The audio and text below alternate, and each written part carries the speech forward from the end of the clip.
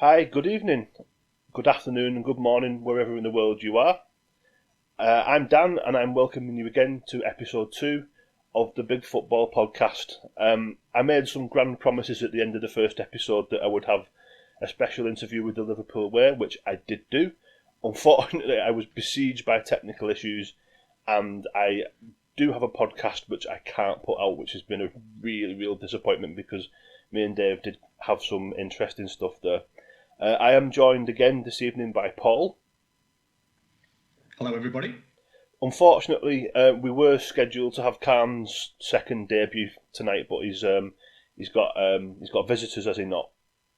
I think he's got family events. I think this evening, so is unable to join us. Yeah. So Kaan's lack of commitment is disappointing, but he will be joining us next time, which will be good fun. You've just been on holiday to Portugal, Paul. How was it? You did well to not get quarantined. Yeah, I was in Portugal last week. I managed to get back just before the quarantine kicked in, and just in time to see the Premier League kick off on Saturday as well. So all timed well in the end. Yeah, Arsenal were first up, so I think that's a pretty good place to start. You must have been delighted with the start. Yeah, I thought it was a pretty good performance. I mean, we'll maybe come on to Fulham in a second. I don't think it was the toughest opening fixture in the world that Arsenal could have got, but I thought it was a good game actually in the sense that in the first half particularly. I think Fulham dropped off a little bit in the second half, but in the first half I thought both teams played at a really good, lively tempo for an opening game of the season. Arsenal obviously got a slightly scrappy opening goal, but that set them on the way and settled down a little bit. And I thought there was some really good football at times, particularly in the second half when I thought they created not just the goal but two or three other really really good chances and opened Fulham up. It was always pleasing when you sign new players to see them start well, and I thought Gabriel had a good game at the back, and Willian was involved in all three goals, and I think there was a lot of Arsenal fans, sort of myself included, slightly mixed on the signing of Willian in the sense that where Arsenal are at this moment in time, a club that's sort of still in a rebuilding phase really of trying to get back to where they want to be. Question the value of signing a guy who's 32 years of age on a two with an option of a third-year contract, and he'll be on decent money. He's not going to be playing for peanuts. It's going to be in the six-figure sum every week. So I think there were Arsenal fans who were mixed about signing him, but I thought he was very, very good on Saturday. I've always been a fan of Willian as a player. I've always liked him. That season when Chelsea won the league under Conte and he seemed to be on the bench a lot, I always wondered why he wasn't a more regular member of that team. I think he does find those little pockets of space, not only in the kind of classic between the lines of the defence and the midfield, but he also finds those really nice channels where he's kind of too central for the fullback to feel comfortable coming in and picking him up, but not quite wide enough where a centre-half in a 4-4-2 wants to go and stand against him. And he does just have that knack of finding space, and he's a good user of the ball. So I thought it was a pleasing performance. Clearly, there are tougher tests to come for Arsenal at the end of the month with Liverpool, and I think we play both of the Manchester teams in October as well. So there are going to be tougher tests to come. But as an opening game, we couldn't really have asked much more from the performance. No, Arsenal looked really sharp to me. To be fair, largely they seem to have picked up right where they left off last season. There seems to be Arsenal look like they're really going to put a good shift in for the top four to me. Yeah, I mean, I hope so, Dan. I hope they certainly, I think, need to be in that conversation the full season long in a way that they definitely obviously weren't last year. The year before, I think under Emery, we should have made the top four, and we blew it really at the end with a series of really disappointing results. Home defeat to Crystal Palace, home draw to Brighton. They were the results that cost us. I think they've got a chance of being in the shake-up. I still probably have us just outside at the moment in fifth, but we will see. We've not seen Manchester United yet. Obviously, they haven't played. Chelsea are later tonight. I think they're probably realistically the two teams we are looking at, and I suspect with the strengthening they've done, Chelsea certainly would be favourites for one of those spots. I look, if Arsenal can be in and around the top four race the whole way and continue to play with a sort of sense of identity, which I think is what you're referring to there when you say they've picked up from last season. You sort of know now for the first time in about 5 seasons what Arsenal are trying to do and how they're going to play. Before you switch the tally on to watch them, which in the last few seasons under Arsene Wenger, probably from the point when he first changed the system and had that little spell where he was playing 3 at the back, and then through the season and a half with Emery, it's been difficult to really identify, okay, what are we trying to do? What's the plan? What's the system?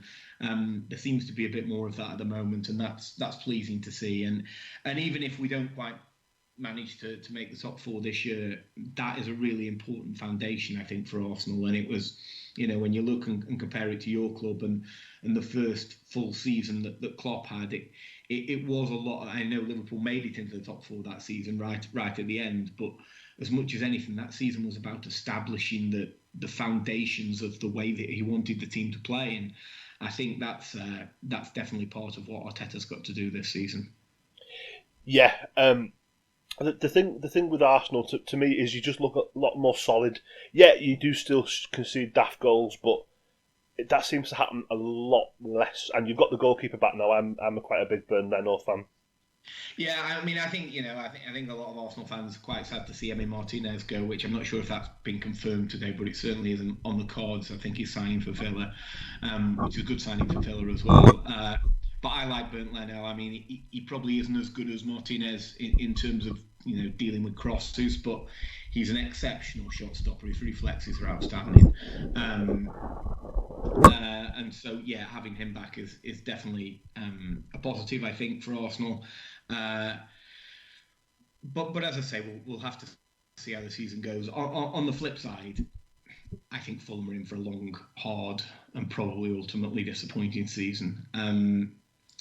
They struggled when they were up last time with conceding lots of soft goals, and I think the first 2 goals that they conceded on Saturday, they will put in the same category.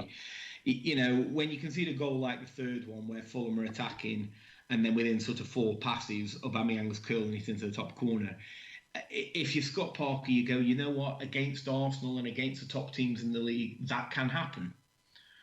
What you find it harder to accept is Tim Ream in, 5 yards from his own goal, completely missing his kick on the first goal.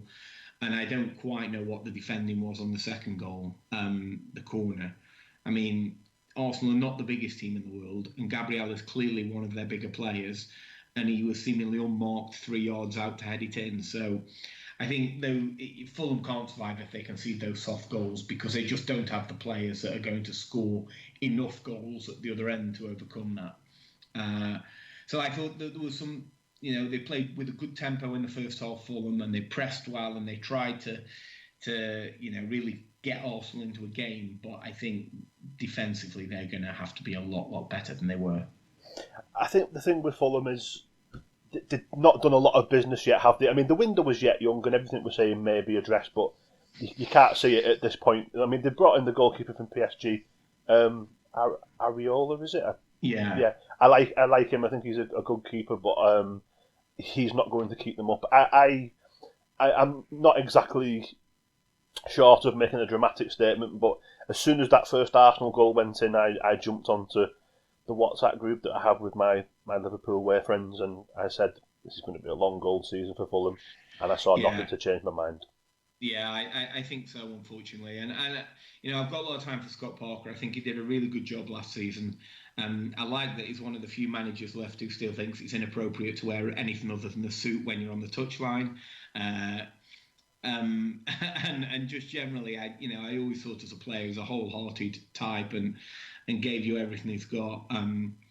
And Fulham, I think, are trying to learn from last time they came up, when they spent loads of money on 12 players and then didn't work out what they wanted to do with any of them until about February. So they've gone the other way this time and kept their hands in the pockets a bit more. But I just, I struggle to see where the Premier League quality is at both ends of the pitch, where it really matters, where you've got to be ruthless in the 2 boxes. Yeah, I think the thing with Fulham is they need to be patient and stick by the manager. Like in times gone by, Fulham would spend money, struggle, and then you get some clown like Felix Magath turn up with his cheese. I think that Fulham will stick by Scott Parker unless they are disastrous and like 25 points clear by Christmas. Clear of the bottom by Christmas. Yeah.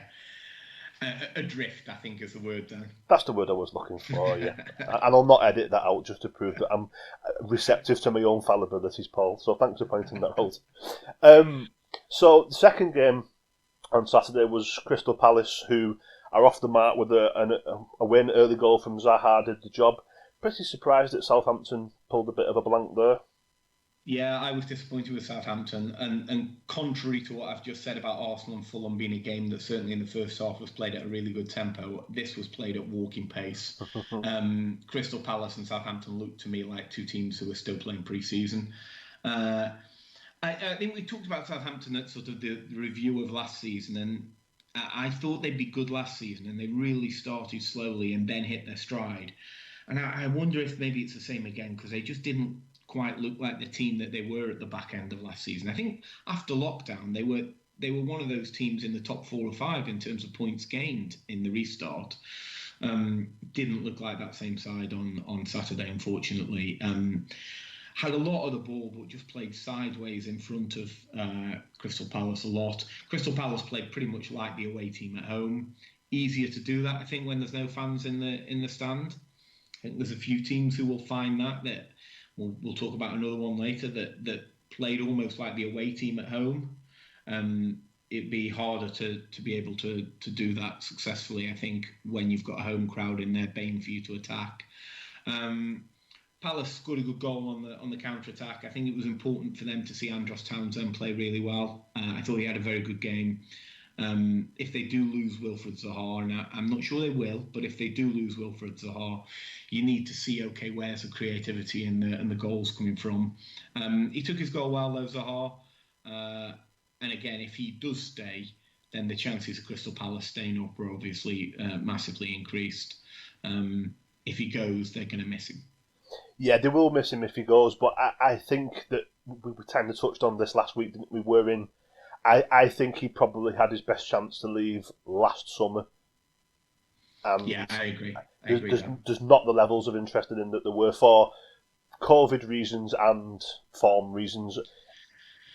Yeah, I think, I said to someone at the weekend, he made a mistake in that he signed a new contract at Crystal Palace a year before he thought he wanted to move. And he did that because he wanted a pay rise. Let's be frank about that. He was not on great money. Palace offered him a massive deal and he signed it. And then a year, 18 months, whatever it was later, when Arsenal and Spurs were both interested, he decided he wanted to go. And I think Everton were interested as well at the time. But equally, he wasn't willing to sort of, really play up and act out to get out of Crystal Palace because he's got too much respect for the club and doesn't want to be seen as the enemy by the fans.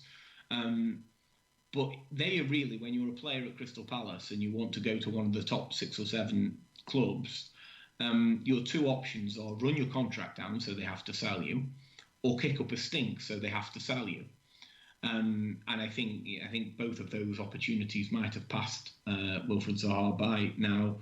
I think in one sense it's good to see a player who, doesn't want to kind of play up and act out to get out of a club. That's commendable, and I don't criticise him for that. But I do think in terms of his opportunity now of getting a big move, another big move, because let's not forget he did have a period at Manchester United. I think he's probably missed the boat. If we then move on again to the third game of the day, that was at Anfield. I've got quite a lot I want to say about this, and not all of it's positive.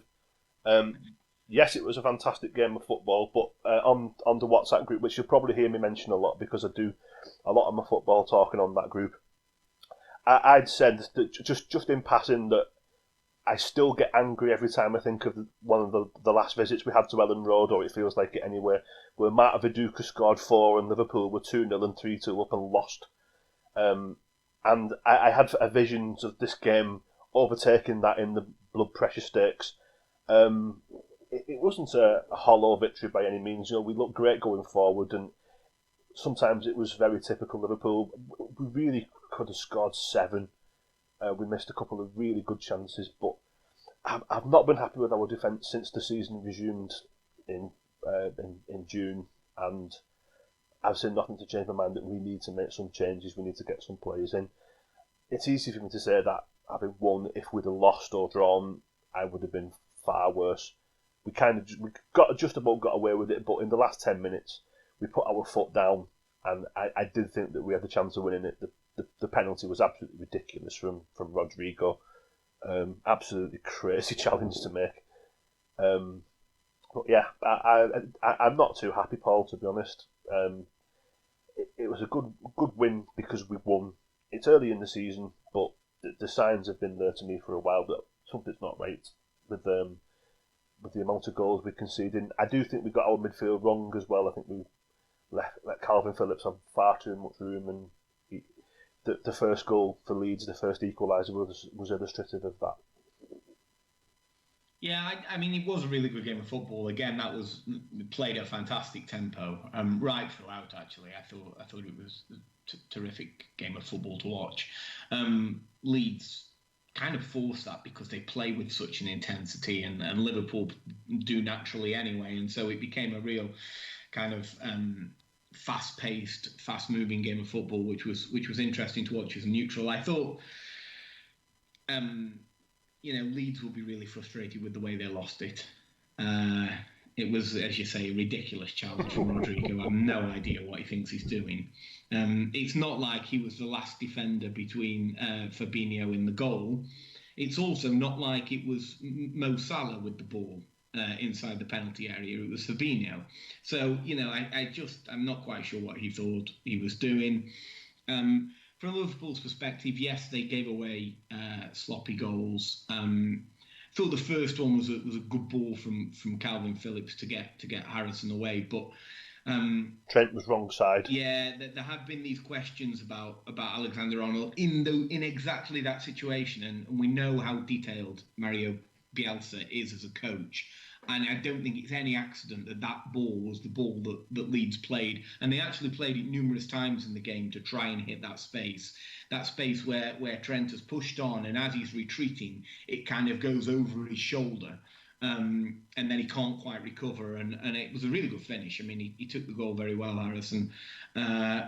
And then obviously the second goal is a huge error by Van Dijk. And I've said to you before, Dan, one of his problems at Southampton, I think, was almost that he found it so easy, and the games didn't really matter because Southampton were always finishing in the middle of the table anyway, that he'd get a little bit bored and do stupid things. And you could always tell he was strong, and he was quick, and he was physical, and he got all those great attributes that he's demonstrated since he's been at Liverpool.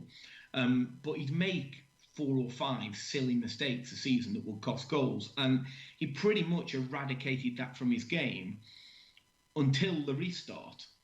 And I do wonder if not having any fans in the stands, whether some of those concentration issues about getting a little bit bored have slipped back into his game. And you said it to me straight away, and I think you're probably right. I'm not sure at a full, loud Anfield, Van Dijk tries that silly flick that he tried when he's defending that ball through. I think he probably just deals with it and puts it out for a throw-in.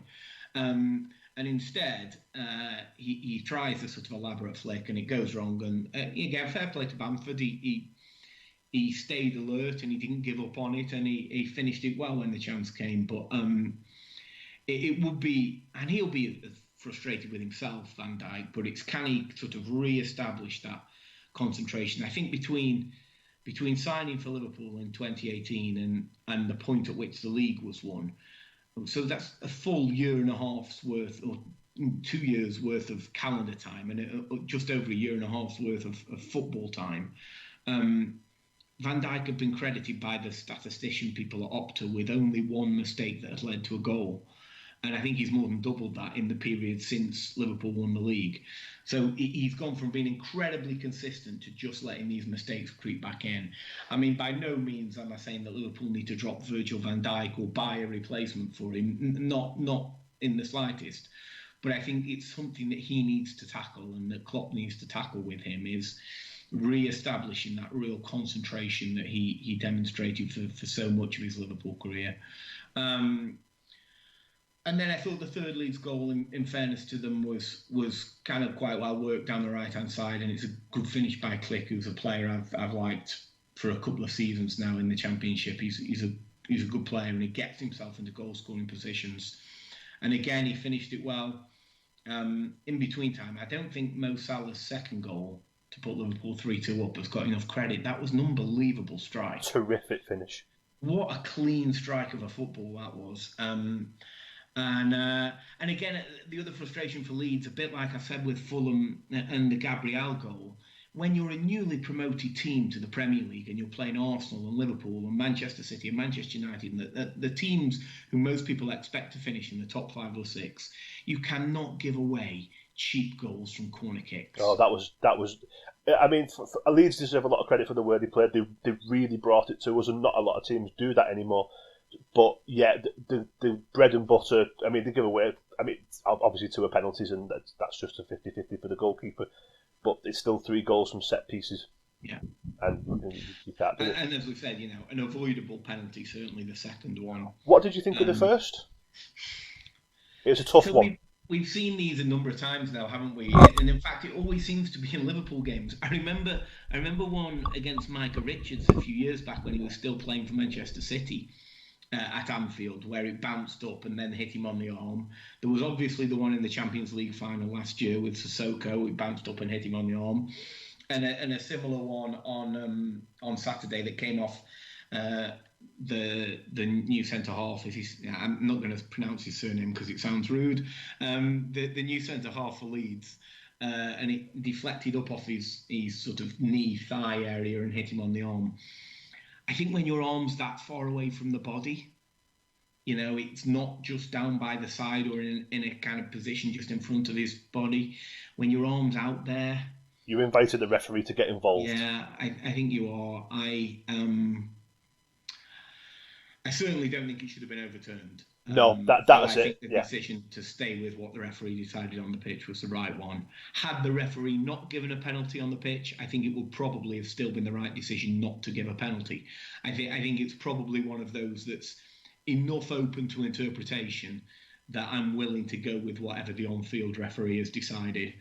And so, while I can see why Leeds are frustrated with it and while people thought it was soft, I think I probably, on balance, don't have a problem with the fact that a penalty was awarded. Yeah, it's kind of like an umpire's call in cricket. Yeah, exactly that. And I think we need to start to see VAR a little bit more like that, which is that some of these decisions are not absolutes, even when you look at the replay. And I generally want things to stay on the field unless it's and that's what they said originally, clear and obvious mistakes. I think things should be staying on the field unless it is absolutely clear to everyone in the ground that the referee's got it wrong. Speaking of which, we passed over that on the Crystal Palace Southampton game, but if I had to bet on who the first referee would have been to have to go to a screen and then overturn his own decision, John Moss would have been right at the top of my list. How we ever thought that challenge from Kyle Walker-Peters was a red card, I have absolutely no idea. I'll tell you how. I think a yellow card was probably the right decision, if anything. But yeah, it baffles me that John Moss saw that as a red card. And well done to the person at the other end on VAR who said, I think you need to go and look at this again because you've got that wrong. I can tell you very easily why John Moss thought that was a red card. Because it's John Moss. There's no other... It's a very simple answer when you think about it in detail. Just while I would like to thank you for censoring yourself with regards to Leeds' central defender, because very exciting news, we are actually iTunes accredited. Oh, fantastic! So yes, we don't want to go upsetting our new friends at Apple with talk of Leeds central defenders. Speaking of getting upset, David Moyes can't have been too happy with Newcastle in the late game. With West Ham in the late game. They were very poor, and Newcastle were very impressive. Yeah, I thought exactly the same, Dan. I thought that wasn't it wasn't as kind of good a game as the first half of the Fulham Arsenal game or as Leeds Liverpool, because I didn't feel as though you had a real competition. But I thought Newcastle played at a decent tempo, and I thought they were pretty impressive. I think they've bought really well, Newcastle, over the summer. I think the two boys who scored, obviously Callum Wilson will get goals in the Premier League. We know that, and I know he's not getting any younger, but the price Newcastle paid is a snip, I think, for Callum Wilson. They've needed, since they came back up the first time with Pardew, with Chris Hughton, wasn't it, originally, and then Pardew took over. And then eventually they ended up going down and came back with Rafa. I think even when they came back up that first time, they never really had a true guaranteed goal scorer. I know Demba Ba had a decent year there, and I think Papis Cisse had a decent year there. But I think Callum Wilson's someone who can pretty much hang your hat on. He will score goals in the Premier League. And so that's a terrific buy. Obviously, they signed the left-back that Liverpool were after at one stage from Norwich, who's a tidy player. I like him. So they've signed well. Ryan Fraser, I know he was on the bench at the weekend, but they've signed well Newcastle. And I thought they played like a team who was, really eager to make a good impression on Saturday. They controlled that game, but for sort of 15 minutes in the middle of the second half, when West Ham got going a little bit. I think they moved Antonio from playing centre forward into a wide area, and they started to get him into that back post position that he gets into when he plays wide on the right hand side, and they looked dangerous for about 10-15 minutes in the middle of that second half, and then Newcastle just kind of weathered that bit of a storm and killed it off again at the end with the second goal. So I thought they were really impressive. I thought West Ham were very, very disappointing. There's obviously something going on in the camp that the players and allegedly the manager are not happy about the boy who was sold to West Brom. I understand why Mark Noble was frustrated and why he decided to tweet about it, but I'm an old-fashioned person. I think that should be left in-house. If the captain of the football club doesn't like the transfer policy, then he should make his representations to his manager and to his board, not to the whole world on Twitter or Instagram or whatever social networking site it was that he used. So I think there might be a bit of disharmony, not for the first time, and not for the last, and probably not for the last. But David Moyes did a good job when he came in last year. He got them going and kind of made them a competitive football team that weren't going to be brushed aside. And as you say, he'll be very upset because I think they were brushed aside pretty easily by Newcastle on Saturday evening. I think from Newcastle's perspective, if they were just a little bit better in the middle of midfield, I think Newcastle would be a team that could be really seriously looking at a top half finish. I just, John Joe Shelby on his day is a good footballer, but and on his day he's not, and on his day he's not at the same time. Exactly, as we all know, his consistency has never been there with him. And Isaac Hayden, look, he come through the youth system at Arsenal, and I think most people didn't think he'd be a Premier League player. They thought he'd have a good career in the Football League, and he's been a terrific buy for Newcastle. They didn't pay as much for him, a couple of £1 million, and he's done a great job for them. But no one really is looking at him and thinking he's a proper, top-class central midfield player in the Premier League. So if they could just get one or two bodies in there to improve that area, I think the rest of their team is really starting to look pretty solid. Yeah, Steve Bruce is doing a really good job at Newcastle for my money. Yeah, absolutely. And it flies under the radar for some reason, but there we go. I think the thing with anything anyone does at Newcastle is overshadowed by the ownership situation. Moving on to Sunday then. A very good start for Leicester. They have done the opposite of Arsenal, wherein their season ended very poorly last season. They've seemed to have turned it round with a very strong start. Yeah, again, I mean, a bit like Arsenal, I suppose, both won 3-0 away from home. But again, both will be probably looking at that fixture and thinking that's one of our easier away trips out of the way. A bit like what I thought watching Fulham on Saturday. I thought watching bits of that game on Sunday. I'm not sure West Brom are really at the races. To be honest, I watched them a lot in the Championship last year, and I didn't think they were great then.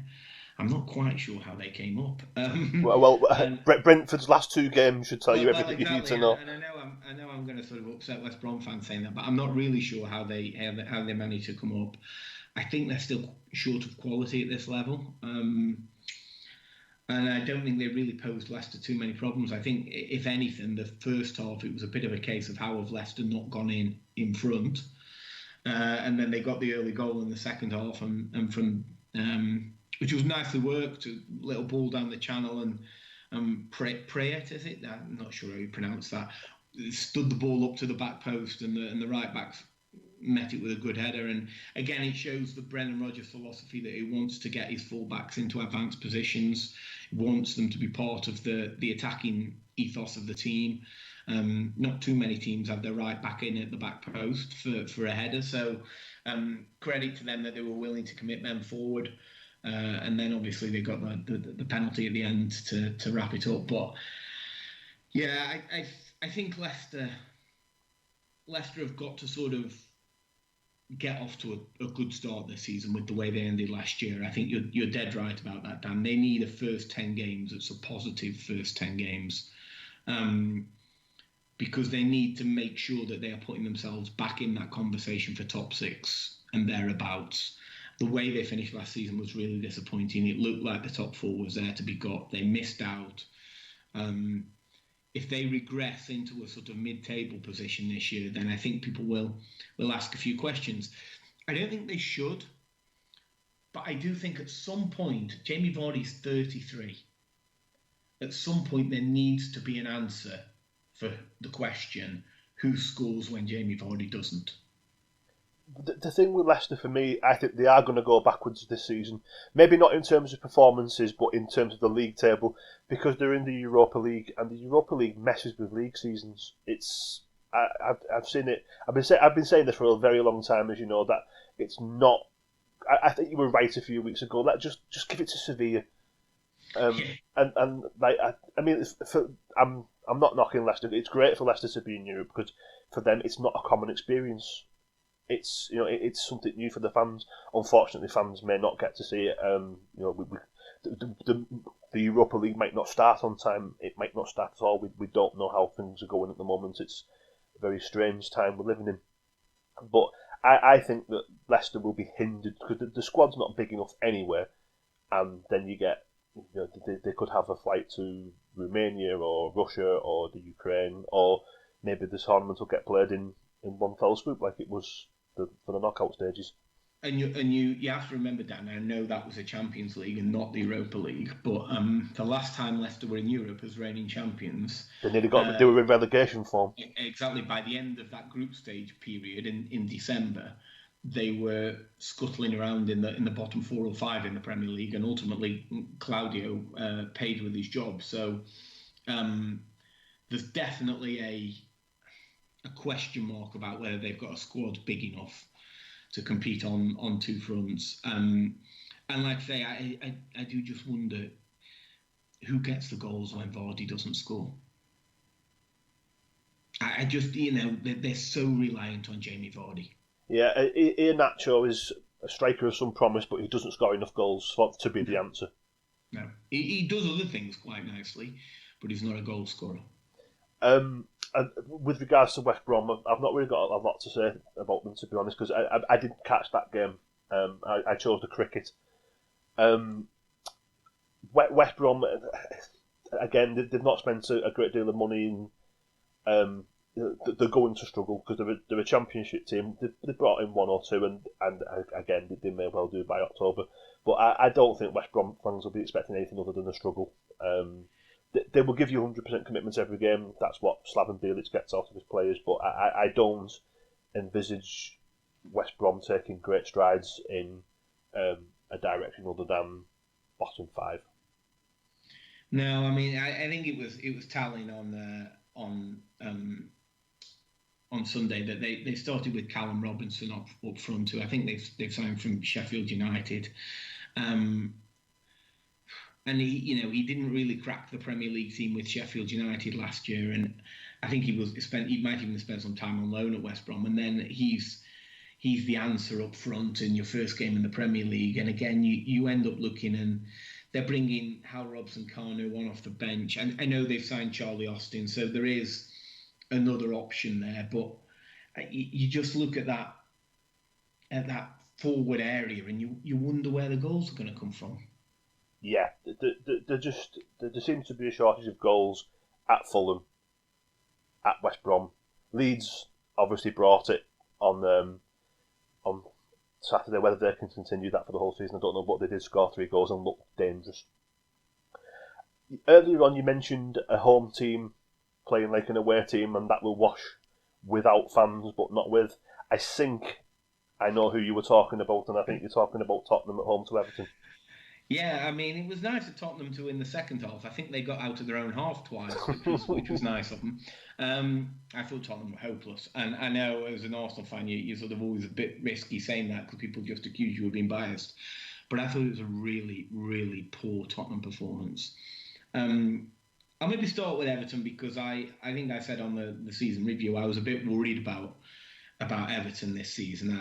I don't love the balance of the squad, and they've got lots of good players, but I don't really know if they've got a team there. But I have to say I thought they were really promising yesterday, and if they were a bit more ruthless in terms of the half chances and the situations that they had in and around the box that they didn't fully capitalise on, if they'd been a bit more ruthless, I think they could have won that game by 2 or 3 clear goals. I was quite impressed with them. I thought their midfield players moved the ball really nicely. They kind of, maybe in the first half, they went sideways a little bit too much at times rather than passing forwards. But I felt like they had a complete control of the game in the middle of the park. I thought Andre Gomez played as well as I've seen him play since his leg break. Yeah, probably right, Dan. Since he had the horrible injury, and I obviously Rodriguez played and played quite well. Richarlison had the chance in the first half where he went around the goalkeeper, and then I don't quite know what the finish was, but it wasn't anywhere near the goal. I still have a question about the 2 centre halves and whether Michael Keane and Jerry Mina are really the answer in that position. But I thought they looked much better in midfield. They've got a threat now with Richarlison and Rodriguez. Again, not absolutely sold that Calvert-Lewin is the long-term answer at centre forward. But every time I say that about him, he scores. So, at the end of the day, the game's about putting the ball in the goal. And if you've got someone who keeps doing it, then fair play. I thought Tottenham were absolutely atrocious. Tottenham just haven't shaken the malaise of losing in Madrid to Liverpool. I don't think. Well, I think the malaise had started before then, Dan. I really do. I think Tottenham's form tailed off about February of that season where they made the Champions League final. And the European run slightly covered over the cracks. But they really, in February, they were just about hanging on to the title race. Yeah, they were 5-6 points behind Liverpool and Man City, who were offsetting a fantastic pace, and Spurs were just about in touch. They finished 1 point ahead of Arsenal, which when Arsenal finished 5th, and that tells you the sort of dramatic collapse they had in the second half or the last third even of that season, and they haven't really kind of ever got back to where they need to be after that. I don't, if they're Matt Doherty from Wolves, who's a solid Premier League right full-back, come right wing-back. I think he's a decent footballer. He's not... I like Matt Doherty. He's not going to tear up any trees, but he's pretty reliable. He won't let Spurs down. I actually thought he probably had their best chance on Sunday as well. The one that the goalkeeper saved with his legs. So, he's a decent player. I'm not the biggest fan of Højbjerg, who they signed from Southampton. I didn't really love him at Southampton, and I'm not sure how he makes Tottenham better, if I'm absolutely honest with you. They were trying to fit Ali, Son, Moura and Kane into the same team. That's been a problem for them in the past. I think that remains a problem they've not quite solved, what the right balance is with those 4 players. But what was the most striking thing about the whole performance was how much they played like an away team. They played deep. They played in their own defensive third. The number of times you'd see an Everton player with the ball just inside the Tottenham half, whether it was Alan or Gomez or Doucouré in midfield, who's come and got the ball off the Everton back four and turns, and he's 5 yards inside the Spurs half, and Spurs have got 11 men behind the ball. And I just look at the way the teams who are being successful in the Premier League are playing. No one, Pep Guardiola's team doesn't drop off and let your defensive midfielder have it with time to pick a pass. Jurgen Klopp doesn't play that way. Frank Lampard hasn't played that way. Mikel Arteta hasn't played that way. You know, you look at Wolves last season with Nuno, they don't play that way. Brendan Rodgers' teams don't play that way. Jose just looks so out of kilter with everything else that's going on in that top 7 or 8. I mean, Chris Wilder's teams don't play that way. Tottenham are the only ones who seem to be happy to let the deepest line midfield player of the opposition come and have the ball off his 2 centre-backs, turn with no pressure on the ball, look up and pick a forward pass. And Jose's philosophy, which just looks outdated, is, well, as long as I've got 11 behind the ball in that position, I'm okay. Well, it's easy for me to criticise Mourinho because of the teams he's managed, but I do genuinely think that the Premier League has passed him by. I don't know where or how, but Tottenham looks so slow and ponderous. And, you know, I have this expectation of Tottenham from all the time I'm watching the football. They might not be very good, but they generally tend to play attacking football. That's just not the way with Mourinho. And I thought at the time he was a strange fit. I thought getting rid of Pochettino, I mean, I know there was issues, but I thought it was strange. And to replace him with someone like Mourinho was stranger. Tottenham, Daniel Levy doesn't like spending money at the best of time in this environment, the whole COVID-19 situation. He's got no intention of spending money unless he can absolutely avoid it. There's no big deals on the table. I just think that it was a strange decision to appoint him, and as I'm not criticising Mourinho, that's just how he is. He's never apologised for who and what he is, and I just don't think he was a good fit for Tottenham, and he's not got the money to build the squad in his image. No, and they do just look like a club that obviously, yeah, Pochettino did an incredibly good job at Tottenham. Now, over not just the year they make the Champions League final, I actually think at the end of that season, as I say, their league form was pretty shoddy. But the couple of years before that, Tottenham were not only a really good team that competed at the top end of the Premier League every single season, they were actually quite enjoyable to watch. You'd switch a Tottenham game on and think, wow, that like as an Arsenal fan whose team wasn't necessarily very good to watch during that period, you'd switch a game on and think, no, you wouldn't mind being a Spurs fan because they're playing really nice football. And you know, a lot of players in that team that I really, really liked, that Spurs side. And some of those players have moved on. Some of them are still there. I'm a big fan of Son. I think he's a really good footballer. Fabulous footballer. Fantastic. I think at his best, Dele Alli's a good player. You know, I just think they've lost their way, and I'm not sure what they're really trying to be. And yeah, if what they're trying to be is what they were on Sunday, that's not good enough. And they're another team who are going to be hamstrung by the Europa League as well. Old Jose likes the Europa League, so they may well go deep into the competition. But for me, it's going to affect them in the league because that was a big problem he had when he was Manchester United manager. He didn't manage to balance being in the knockout competitions very well with the league. Yes, they won the Europa League, but they came, was it 6th or 7th? Yeah, and I think it's, you know, part of it is Jose and him looking, I think, slightly outdated in the way he sets his team up compared to the other teams that are in that, as we said, in that sort of top third of the Premier League.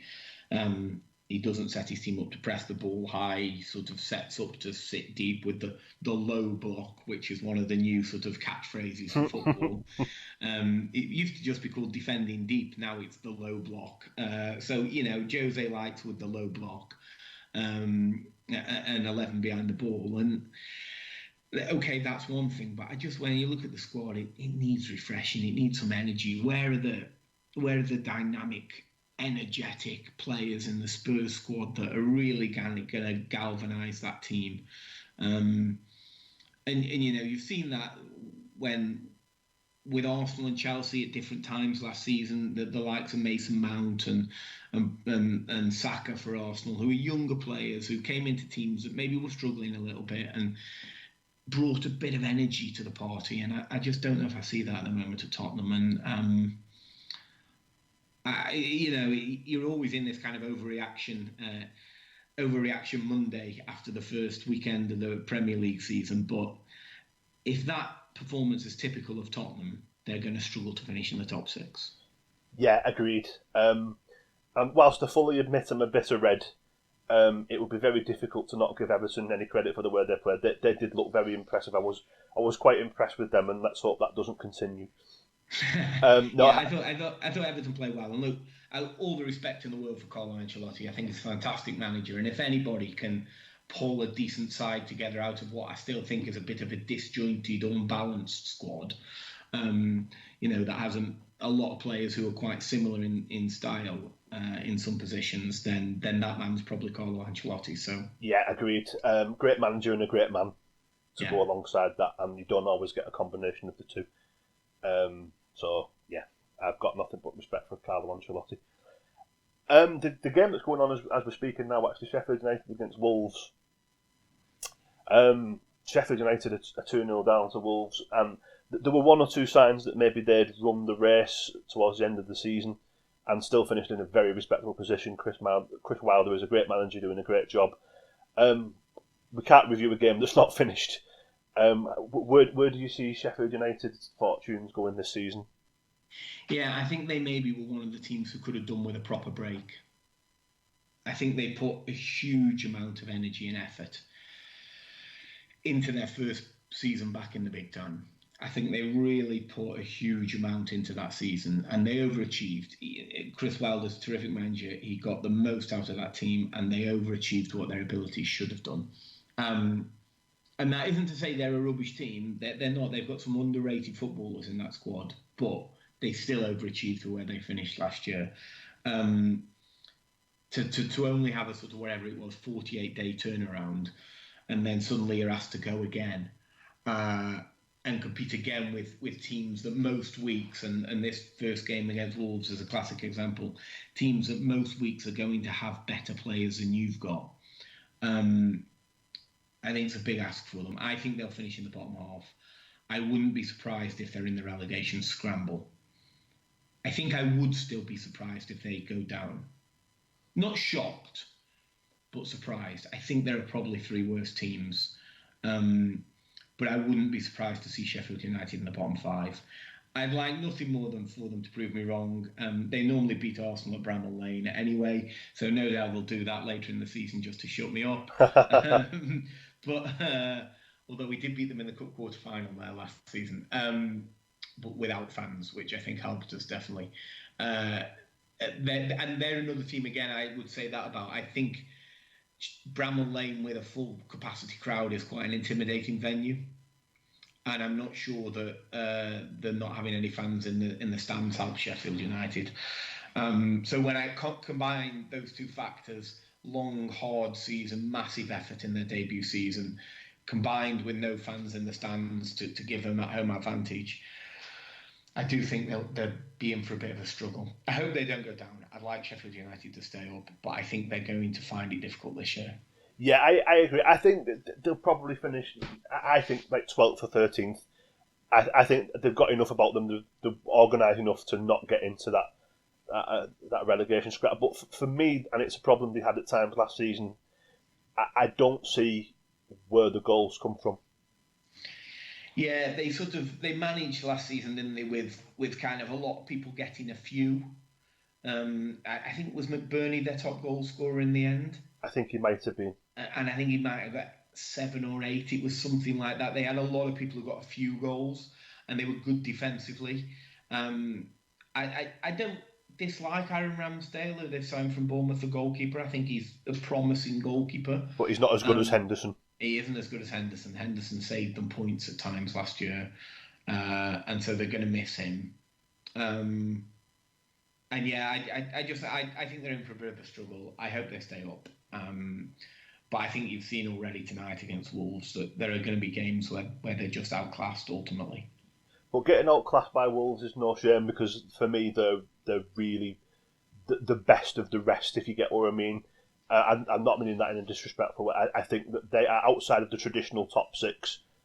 They are the ones who are likely to continue to crash it. Yeah, I think so as well. I'm one of those people generally who says the league table doesn't lie.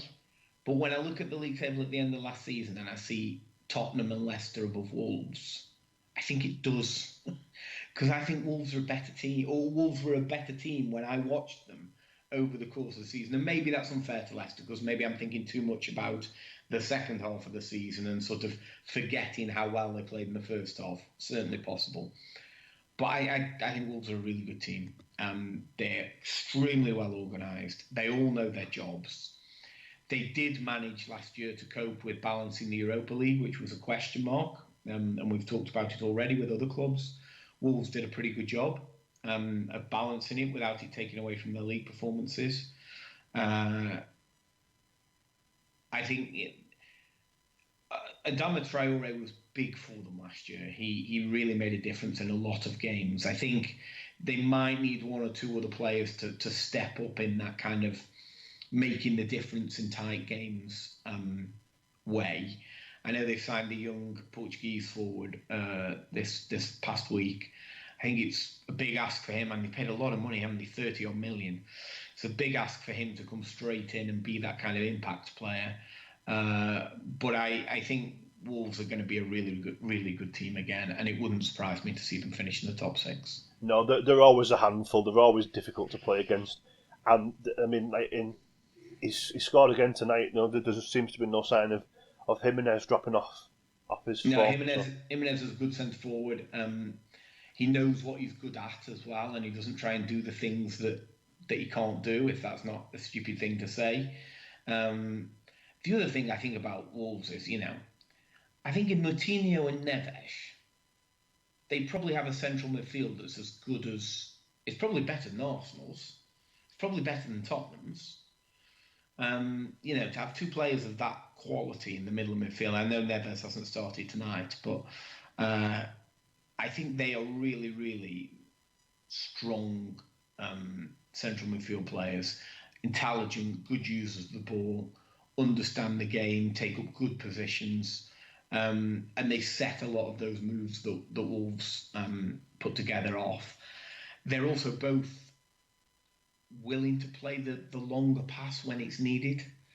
They don't just play the 5 yard, 10 yard pass. They can actually both find Jimenez from a bit further out and get the ball into wide areas, which I do think you need when you're a team, that hasn't got the sort of resources of the very, very top clubs. You need to have players who understand that there are going to be times in the season when you need to get the ball into the opponent's half and play at that end of the pitch.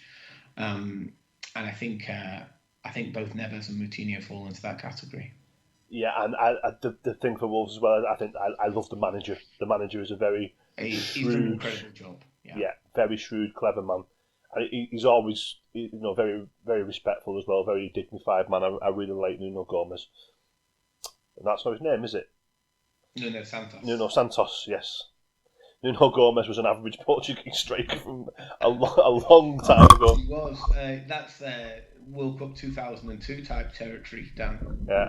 Did he score against England in Euro 2004? I think he might have. I think he was the one who scored the goal in normal time. But we really digressed there. Go back to our uni days. Yeah, he definitely. Helder Postiga scored the goal in extra time. Yeah, I'm gonna go with that. I'll research that in a minute. I think it was Nuno Gomez who scored in the late equaliser. Okay. But getting back on track, the Premier League. The later game, Brighton against Chelsea. Brighton probably be happy if they finish 15th again, to be honest, wouldn't they? Yeah, I think they're going to have a difficult season again. Another team where you just worry where the goals are going to come from. Can they find a regular goal scorer? obviously Graham Potter's tried to change the way they play. They pass it a bit more. They're a bit less direct, but you still need to have somebody ultimately to finish those chances off.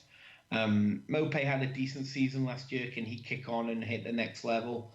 If he can't, they're going to struggle, I think, for goals. I always think they'll be decent defensively, though. I think they've got good defenders. And I think they will always be solid enough to pick points up.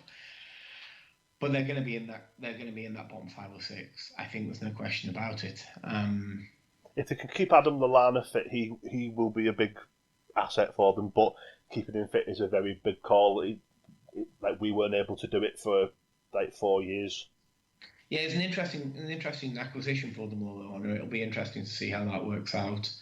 And I think they were in for Martinez, but as I mentioned earlier, I think it looks like he's gone to Villa. And I must say I'm not the biggest fan of Ryan, the Australian goalkeeper at Brighton. I think he makes too many mistakes.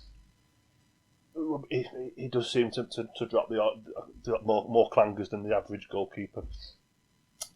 If we then switch our attentions to Chelsea, who are in the game later as well, Frank Lampard is not going to get away with conceding 50-odd goals this season. Then he needs results now. There is a lot more pressure on Frank Lampard than there was last season, which was a bit of a free hit. Yeah, I think so. I think he's clearly under a lot of pressure this year to get better results. The question I think a lot of people are asking is, where does he have to kind of finish to have been seen to have responded well to that and to have dealt well with that pressure? I think he definitely has to be fewer points away from the top 2 than he was last season. But is finishing third, 6 or 7 points off the top 2 enough? And that's the question, I think, with Frank. Are Chelsea going to be patient given the money that they've invested this summer? I think there's also a question about what his best team is. I think history points to the fact that patience does not run particularly well at Chelsea. Exactly, that's the history of what we've seen since Abramovich bought the club. But I think you look at the signings they've made. Obviously, Thiago Silva. I've been a big fan for a long time. I think he can still defend. Me too. I'm not sure whether the Premier League's the greatest fit for him at 35 years of age because of the tempo that the game's played at. But I think for a year he will be able to get by because he's such a clever defender. I thought he was outstanding in the Champions League final. I thought he was the PSG player that was probably unlucky to be on the losing team.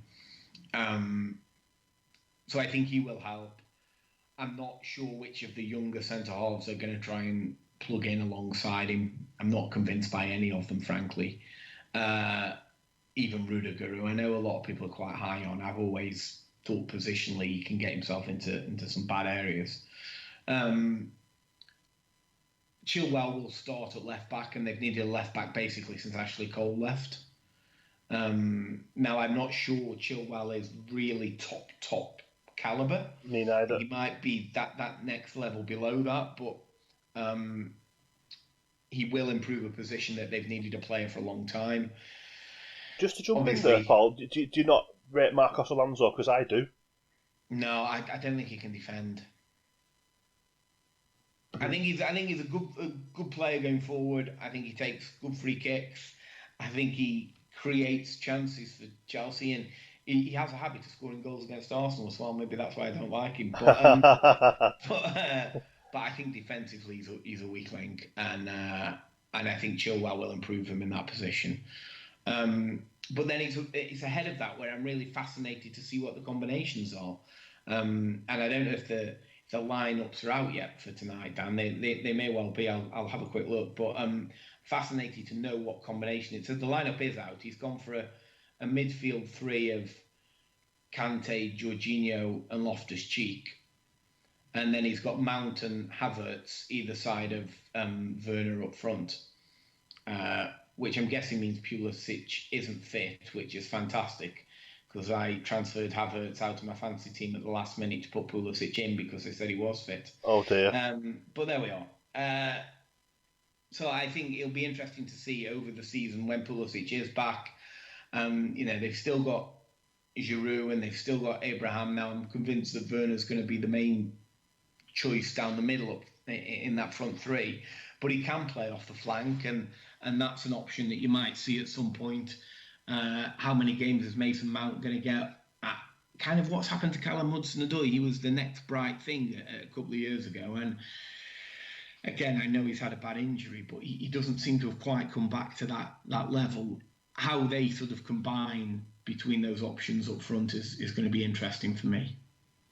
Yeah, I'm really jealous of Chelsea, to be honest, because I had it in my head, and as was the common perception, that Liverpool were signing Werner, so I'd got myself all excited for him, and then for it to not happen and to sign to Chelsea was a bit of a kick in the teeth, to be quite honest. And I watched a lot of Bundesliga, a lot more Bundesliga than normally would, because it was the first league back, and I was very excited by Havertz. There was never any prospect of Liverpool matching his price, but I really wanted us to pick him up because he looks like a very, very talented footballer, and I think he'll do great for them. They've got a lot of options in attack. They've also signed a new goalkeeper. Don't know enough about him to say that he's going to fix the problems or not fix the problems, but Chelsea under a lot of pressure this season, I think, and there's how are they going to fit all of these attacking players? For me, already Ziyech looks like the odd one out. Yeah, I didn't even mention Ziyech. I don't think he's in the squad tonight. I don't know if that maybe he's not quite fit yet, but it's just going to be fascinating to see what the right combination is when all said and done. Interestingly, tonight they're also Alonso does start at left back, and I don't think there's any sign of Chilwell in the squad. And Zuma and Christensen are the two centre halves. So that's pretty much the back four and goalkeeper combination that wasn't good enough last season. So it'll be interesting to see whether Brighton are good enough to exploit that in any way. I know that Chilwell signed for Leicester with a slight injury. Sorry, from Leicester with a slight injury. Yeah. So it may be a few weeks before they've really established the combination at the back end of the team that they want to go forward with. And I think they've got some. Don't they play Liverpool next week? Unfortunately, yeah, it's the late game on Sunday, I believe. Yeah. So you'd be hoping if you were Chelsea that you could get your new players certainly in defence and the goalkeeper in place by that time, because I think that Liverpool are not a team you want to be coming up against when you've still got weaknesses at the back end of your team. Yeah, we look porous, but we scored 4, and we can do that to anyone. But I would wager that it will be a hard game at Chelsea. That's not something we do too well, although Jurgen Klopp's record there is really good. But I always look at Stamford Bridge and think, oh no, not there. And so early in the season as well, which is why it was important that we did get that winner over Leeds in the end. We've just looked at a lot of detail though. If we move on to the 4 teams who haven't played, if we start off with, I'm just looking at the fixtures, it will be Burnley against Manchester United, so they're next. Is my arbitrary decision. Burnley will probably be very happy with another mid-table finish. They've got no reason to do anything. There was a talk of Sean Dyche possibly leaving the job at the end of last season. That seems to have cooled down now. He is he the second longest serving manager in the league behind Klopp? I believe he is now. But he continues to do a fantastic job with a pretty limited budget. And Burnley are always a nightmare to play against. Yeah, it's one of those interesting ones, isn't it, Sean Dyche? Because I'm not sure when I look at him, where's the next step for Sean Dyche? If he leaves Burnley, he doesn't strike me as the sort of personality that the big clubs want to take on. And I know that's kind of really harsh on Sean Dyche because he has done a terrific job.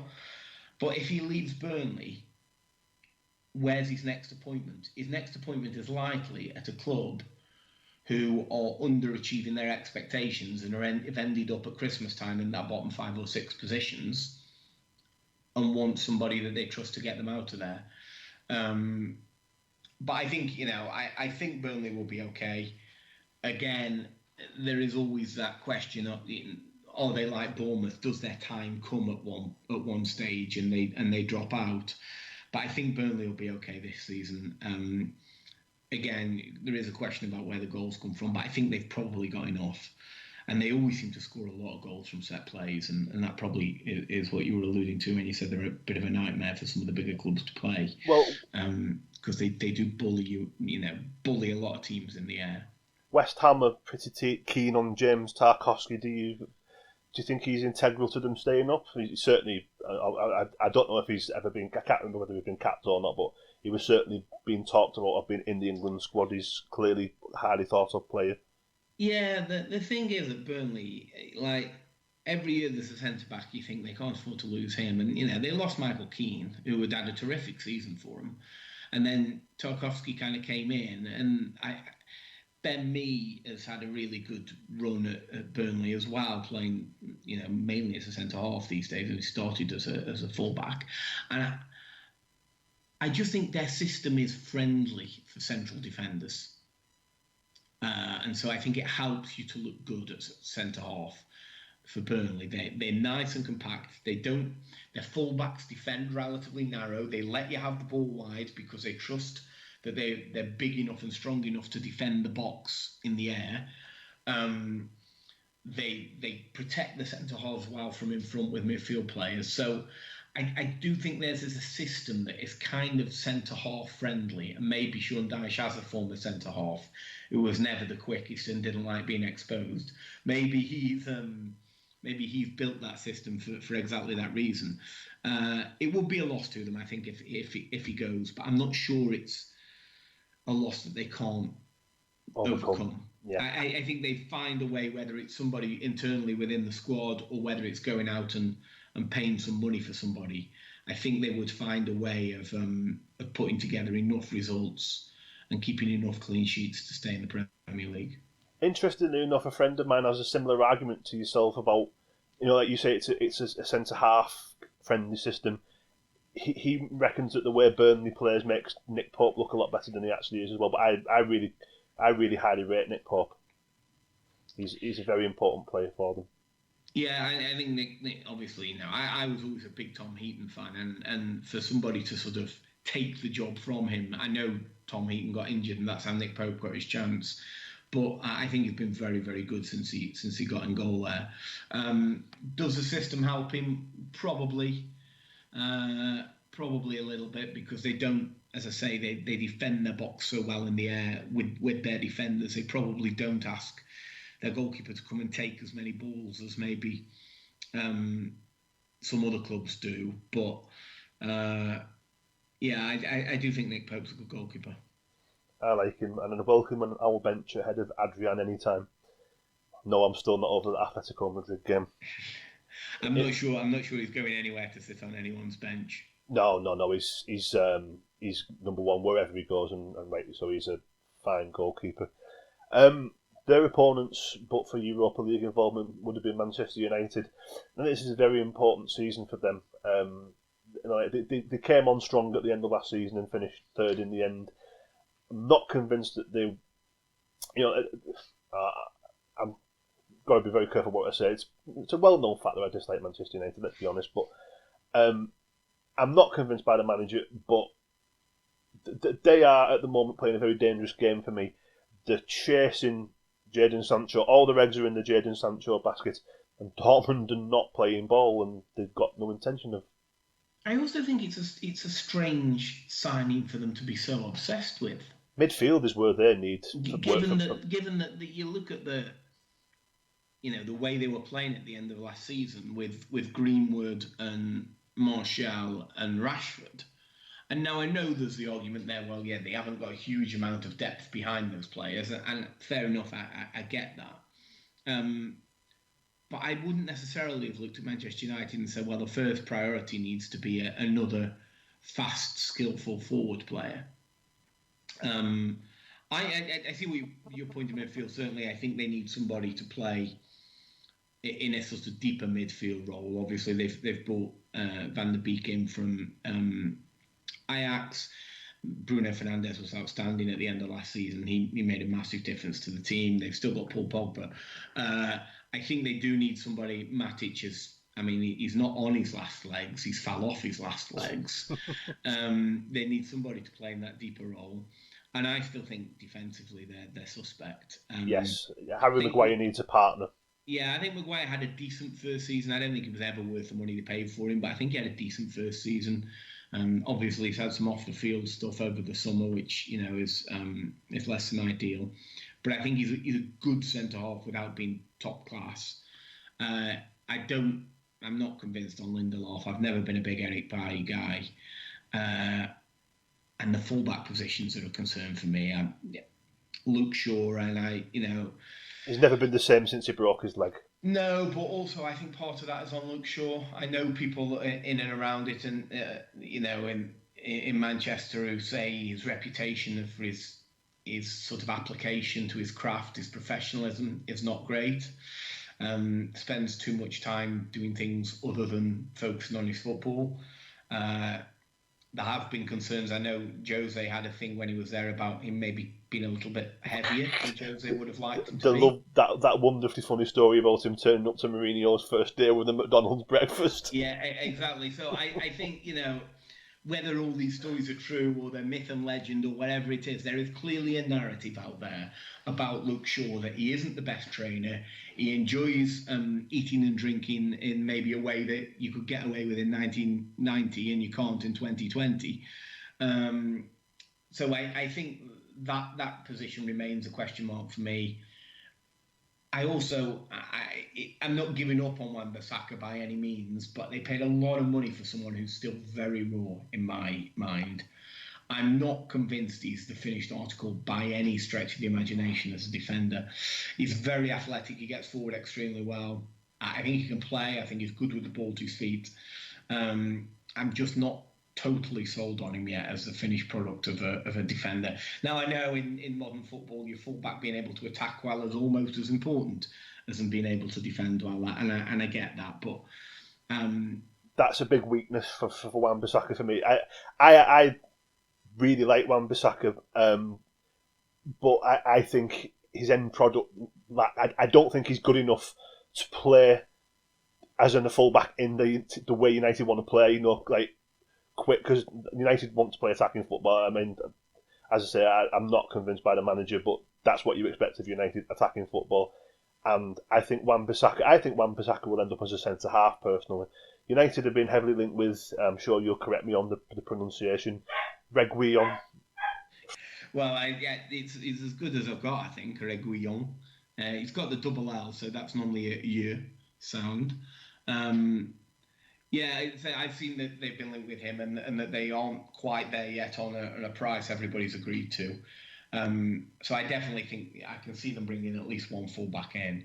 I also think they do need another centre-half, but we all know centre-halves are difficult to come by, and good ones particularly. There's not exactly a surplus out there. And when there is one, they tend to cost a lot of money. I mean, there were a lot of clubs in the Premier League who like the guy at Leipzig, and I'm not going to try and pronounce his name either because I'll get all the letters in the wrong order. But you look at the transfer fee that they want for him, and it's astronomical. So whether Manchester United bring one or two more in will be interesting to see. It is a big season for them. They do need to try and finish again in the top four, but I think they need to progress as well. They might get away with finishing fourth again if he goes and wins a cup. But if it's another season where fourth's kind of, third and fourth is kind of all they're aiming for, I do wonder how much that is really progress from where they were at the end of the last season. Yeah, I could see United finishing third again, but I think there's a lot of... I think that, as you've already alluded to, I think Sancho's a fantastic player and I would have him at Liverpool in a heartbeat, but I just don't think that's the position where they need the most work. No. And obviously they have a question in goal. De Gea's form's fallen off the cliff really the last 2 years. They've got a big question mark in goal as to whether he continues or whether Henderson coming back from Sheffield United takes the job. It's a big call, and I think De Gea will play for one reason alone. He is on a ridiculous contract and they're not going to pay him to sit on the bench, and he'll be very difficult to offload. I think ultimately United will probably wish that fax machine was working a few years ago. Undoubtedly, on his day, De Gea is one of the best goalkeepers out there, without question. But that day is increasingly few and far between, and he seems to have developed. I'm not comparing them directly, but he seems to have developed a touch of the Joe Hart's to me. And I don't mean signing for Tottenham. No, I think at the point that the sort of fax machine broke, I think he was still an outstanding goalkeeper, and he probably the next couple of seasons saved Manchester United 10, 12 points a season. But the last 2 years he's not been good, and I think I'm not sure how long there is left on his contract. I don't know what the contract situation is. He's always wanted to go back to Spain, and Real Madrid has been the one that everyone thought was sort of inevitable, but I'm not sure. I don't know. Is that something that happens, or do they stick with Courtois? Who knows? But I think if De Gea doesn't play well this season, Man United will have to make the change and go to Henderson. And it's a nice change for them to be. It's a nice problem for them to have now. I imagine Henderson will play in all of the Europa games and Cup games, etc. They're not in Europe, probably they're in the Champions League. They may play Henderson in the Champions League group stage. That's not beyond the realm of possibility. Yeah, but I think Sergio Romero can empty his locker. Yeah, I think his usefulness has probably expired. Yeah, he was. I mean, there were far worse backup goalkeepers in the league, to say the least. And no, that's not a dig at Adri, I'm honest. The remaining two teams, Manchester City and Aston Villa. So if we start with City, there's lots of talk that this is going to be Pep Guardiola's last season at Manchester City before he goes on one of his sabbaticals. The window is yet young, but for me, I don't think City have fixed the problems. They still have a very protruding glass jaw, and I still think that they can be got at defensively. Now, if they turn around and sign Koulibaly from Napoli, which will be no easy feat with the Napoli chairman being as he is, then that changes. They have a leader, they have a top draw centre-half. But at the moment, as it stands, I'm not too worried about what City have done so far. Yeah, it'll be interesting to see whether they bring another one in. I think the other thing that Man City have to change, as much as yes, they have to be stronger defensively, I think they have to get some intensity back. I think they lost a little bit of intensity last season. And it's natural, and it's a conversation people have had with Liverpool, of having had 2 consecutive seasons now of 98 points, or whatever the numbers were, 98 and 99. To then keep that upper third year is really difficult. And Manchester City had done back-to-back, 100 points and then 90-odd points. And I think they just, when they didn't start great last year and Liverpool got a little bit of a lead, it just felt like they lost a bit of their intensity and they weren't quite the force of old. And I think they need to recover that as much as they need to strengthen the squad. I think I mentioned it last time, but I think they'll miss David Silva as well. I think he's a brilliant footballer. Yeah, fantastic footballer. And irreplaceable, really. And they've still got great midfield players. Kevin De Bruyne's probably, on his day, the best player in the league. I also worry about centre-forward. I'm not totally sold on Gabriel Jesus as the long-term replacement for Sergio Aguero, and Sergio gets nicked up and injured a lot these days. So, but Manchester City will be, if not first, they'll be second. They'll finish in the top 2. Too many good players not to. Yeah, you can't see beyond the title race being the same as it was last year, really. Liverpool, Man City, Chelsea, Manchester United, and any other contenders who may step forward. But last by no means least, Villa. I like Dean Smith. I think he tries to play football the right way and seems like a nice man. Is he the man to keep Villa up? Are Villa going to find it harder this time? Do you think they'll be a bit more settled? Are they recruiting well? So I think they will stay up. I think it will be another tricky season for them, though. Uh, I like the signing of Ollie Watkins for the long term. I think he's a good striker, and I think he did really well for Brentford last year. But is he ready to lead the line for Manchester for Aston Villa, week in week out in the Premier League, and get the goals that are needed to keep them up? I'm not totally sold. I wouldn't be surprised if he does.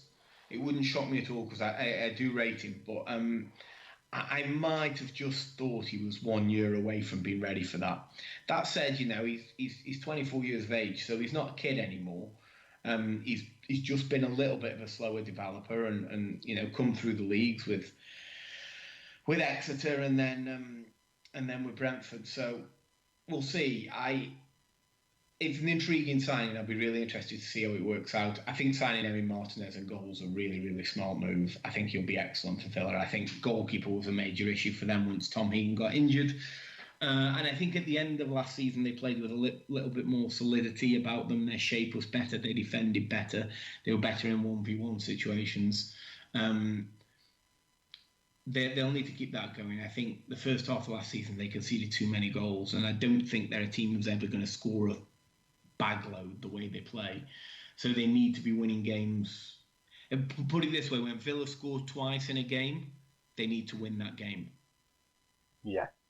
And that means they need to continue the defensive improvement we saw after the break. I think they should be okay. I don't think they'll get anything against Manchester City whenever that game is played.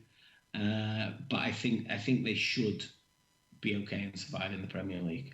I mean, one of Villa's best performances last season was the Carling Cup final, whatever it's called these days.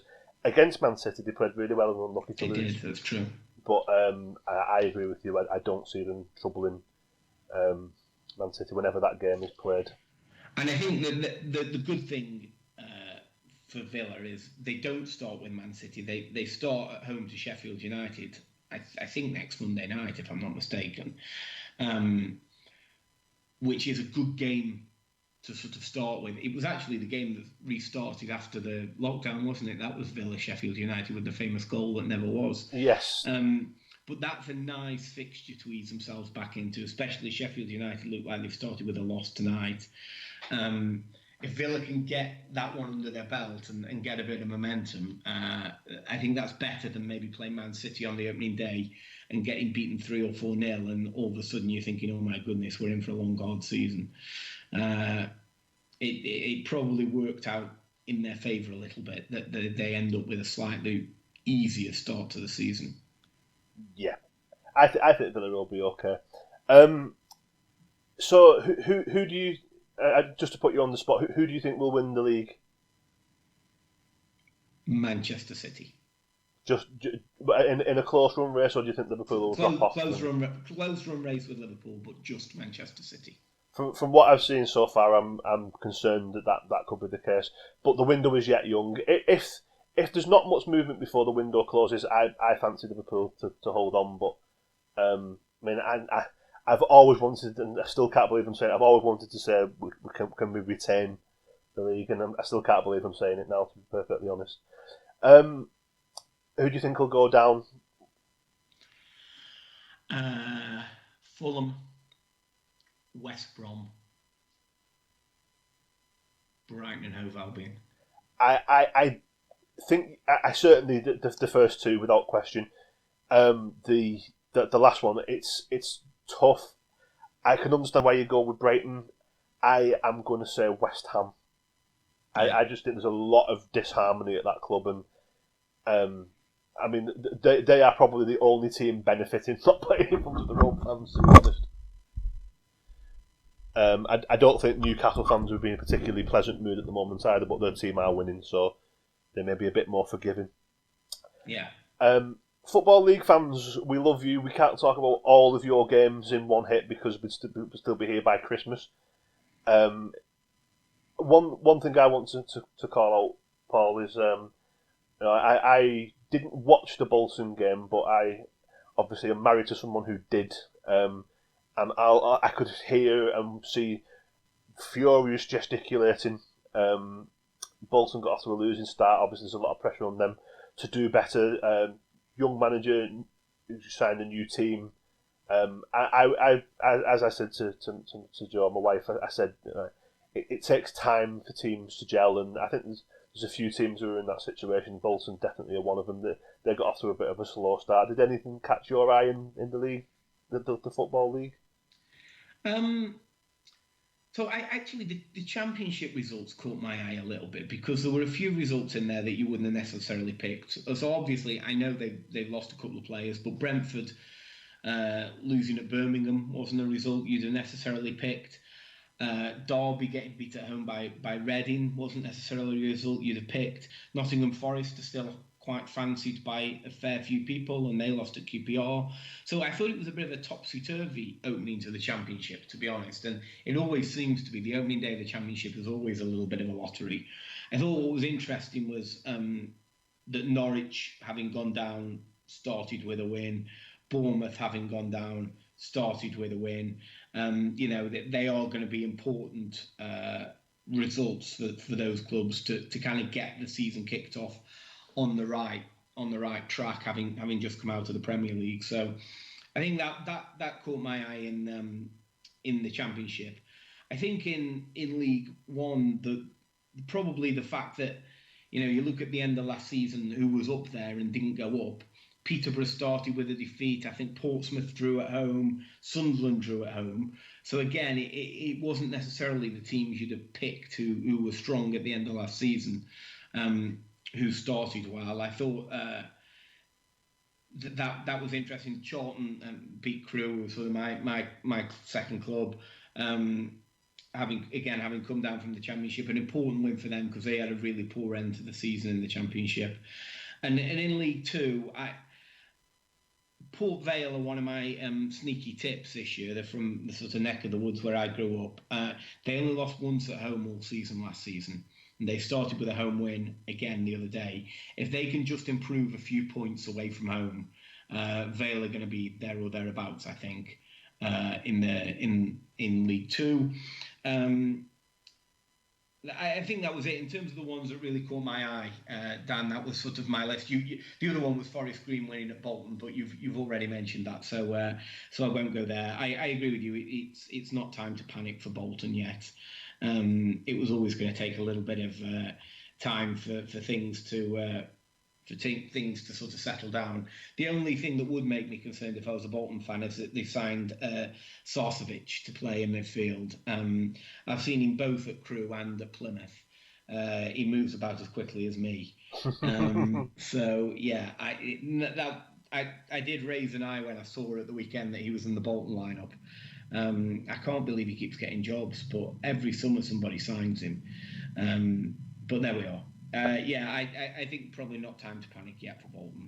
According to Radio Bolton, I believe it is, there was 9 debutants for Bolton, so that's a lot of players to bed in at once, and it's going to take a couple of weeks for the team to get used to each other and the manager, and for results to settle down, you would think. So there may be a few more bad results for Bolton to come just yet, but they're just grateful to still be going after. I mean, they've had a horrendous 5 years. Yeah, and Forest Green are no pushovers, so they've not lost to a sort of bunch of nobodies. Forest Green have been over a couple of years a competitive team in that division, so that it's not a result to completely panic over. One result that you've not mentioned that I would like to is Harrogate absolutely routing Southend on the return to the top flight. Is it the return of the been in the top flight? No, I think it's Harrogate. They're new to the Football League. Yeah, new to the Football League. Yeah, I think Barrow were returning after 50 years. That's right. That's right. Yeah, I think Harrogate. It's brand new. Yeah, I mean, terrific result for them. Southend have got their own problems again going on at the moment. That's not a well football club, unfortunately. No. But yeah, terrific for Harrogate. I mean, I don't know how many they get at home, Harrogate. It's quite a nice part of the world. People might be too posh to watch football, but to start with a 4-0 win away from home is pretty pretty outstanding. And yeah, long season ahead, I think, for Southend. I wouldn't be surprised if they end up towards the bottom of the division. And they've been one of these teams, haven't they, for a number of years now, where they've been a bit of a yo-yo club between League One and League Two. They'd have a good season and get promoted to League One and then come back down. And I'm not convinced this year that they're going to be up in that promotion shake-off. I think they may be in the wrong end of the table. Well, it happens often, doesn't it, wherein a team can come up from the conference and possibly push to go up to League One the next season because they have momentum. And then you have teams who come down. Some of those teams don't ever shake the disappointment of relegation. And with Southend, there's extenuating circumstances. As you said, they're not a well team. There's been problems at Southend for a while. Yeah, and it's it reminds me a little bit of that's what happened to Leyton Orient. Leyton Orient had actually been pushing to go up into the Championship, if you remember, lost a playoff final in League One, and then there were problems behind the scenes. All of a sudden, they went from being a successful League One side to getting relegated. They went straight through League Two. Obviously, they've come back now, but it can happen, especially when there's problems behind the scenes. Yeah, and losing 4-0 at home on the first day of the season is never a good sign for a good year. Paul, we have discussed pretty much everything that I can think of at the moment. It's been a bit of an elongated podcast, this, because we've had to consider the games that we've had this weekend and talk about each team's fortunes. So this is kind of a special one-off bumper edition, and we'll probably get back to a reasonable length next time. But thank you very much, Paul. It's been good to talk about the weekend. It's been good to have the football back, although after 65 minutes of our game on Saturday, I was beginning to wish that the season hadn't restarted. It's also interesting to have the football back after such a short break, and I did wonder whether I'd feel a bit fatigued by it, but actually I didn't this weekend. I enjoyed most of what I saw. Crystal Palace versus Southampton probably being the exception. Yeah, that wasn't. I mean, I caught a bit of it, but I thought I'd check out the new and improved revolutionary Sky Sports panel on Soccer Saturday. The only thing I remember particularly was Glenn Johnson forgetting he was being paid to watch a game of football, and he said, after being called by Jeff a couple of times, "Oh, I'm sorry, Jeff, I was enjoying the game too much."